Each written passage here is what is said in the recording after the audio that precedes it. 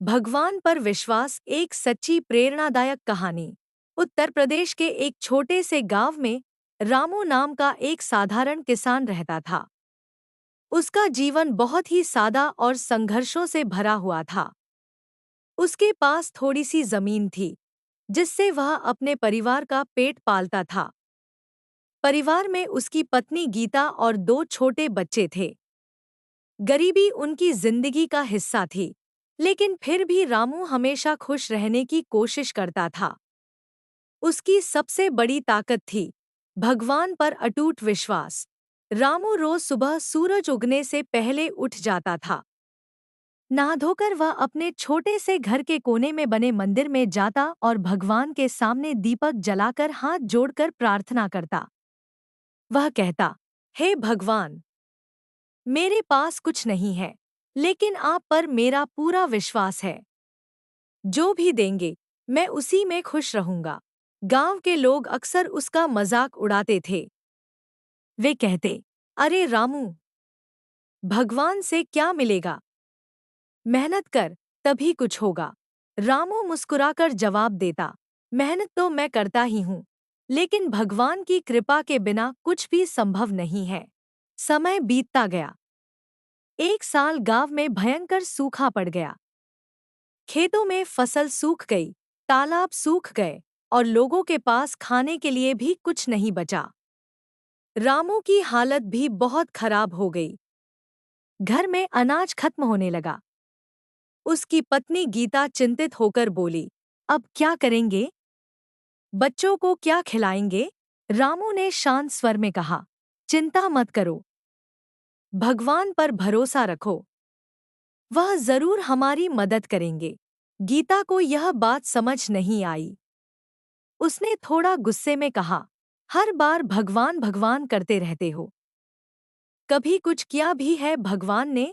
रामू ने मुस्कुराते हुए जवाब दिया, भगवान हमेशा हमारे साथ होते हैं, बस हमें धैर्य रखना होता है।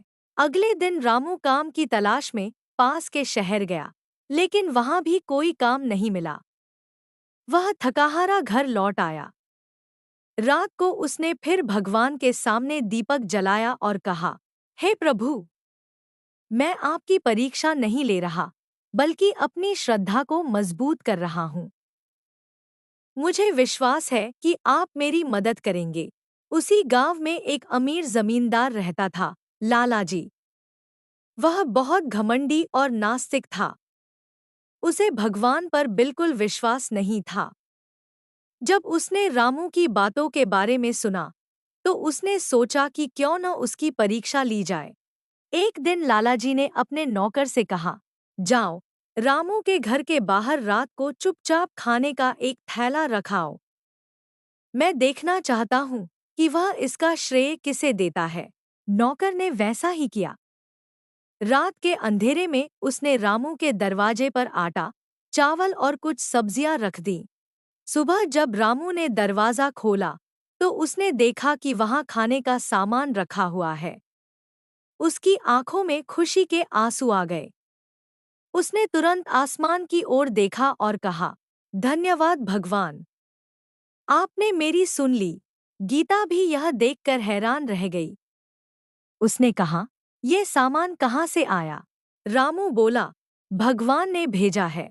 उसी समय लालाजी वहां आ गए और हंसते हुए बोले, अरे मूर्ख, ये भगवान ने नहीं, मैंने भेजा है। देखना चाहता था कि तुम क्या कहते हो।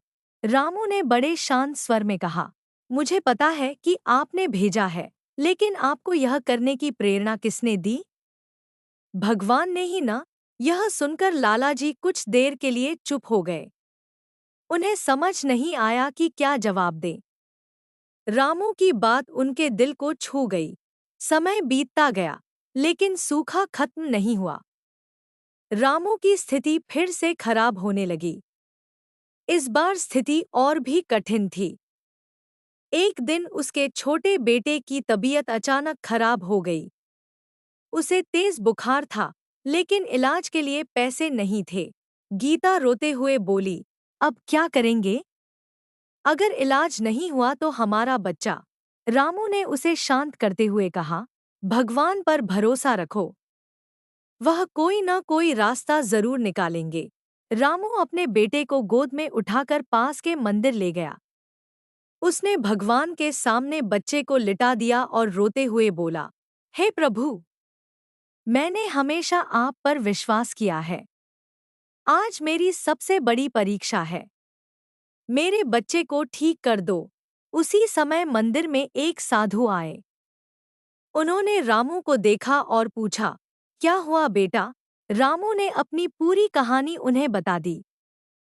साधु ने बच्चे को देखा और अपने थैले से कुछ जड़ी बूटियां निकालकर उसे दी। उन्होंने कहा, इसे उबालकर बच्चे को पिलाओ, वह ठीक हो जाएगा। रामू ने वैसा ही किया। कुछ ही घंटों में बच्चे का बुखार उतरने लगा। अगले दिन वह पूरी तरह ठीक हो गया। रामू और गीता की खुशी का ठिकाना नहीं रहा। उन्होंने भगवान को धन्यवाद दिया। गांव के लोग यह सब देखकर हैरान थे। उन्हें समझ आने लगा कि रामू का विश्वास ही उसकी सबसे बड़ी ताकत है।